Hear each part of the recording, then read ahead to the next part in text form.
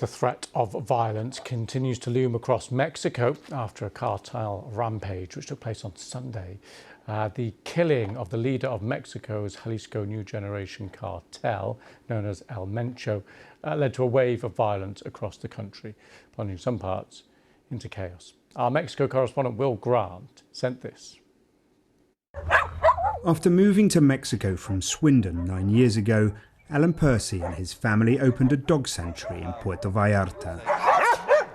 Today they care for 300 abandoned dogs in the largest animal refuge in Jalisco state.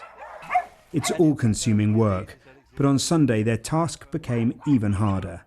Alan was held up at gunpoint by cartel members who stole his truck. We were confronted by a convoy of must have been 10 vehicles loaded with cartel members, heavily armoured with automatics. There were guns mounted on the roofs of the trucks, and they would block the road and they stopped us.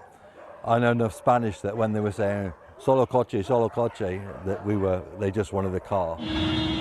The cartel's show of force shook Puerto Vallarta, including attack on the city's Costco store. It was meant to be a normal Sunday when the customers at this wholesale store found themselves in the middle of an outpouring of cartel violence.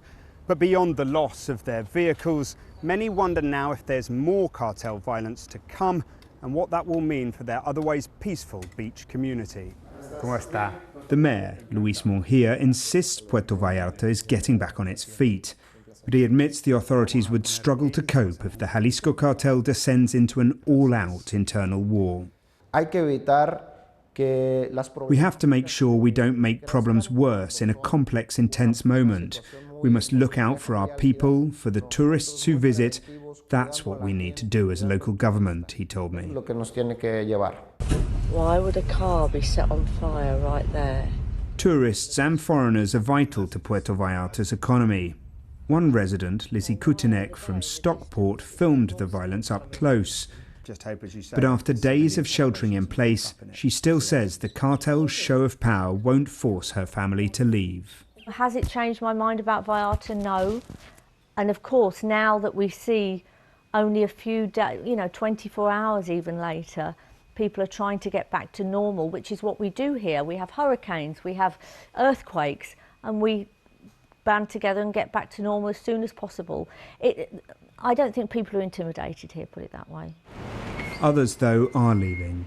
Few showed any desperation or urgency, though some were relieved to head home after days of delays. The leaders, residents and visitors of this otherwise peaceful town now just hope the relative calm isn't shattered again by armed men trying to sow fear. Will Grant, BBC News, Puerto Vallarta.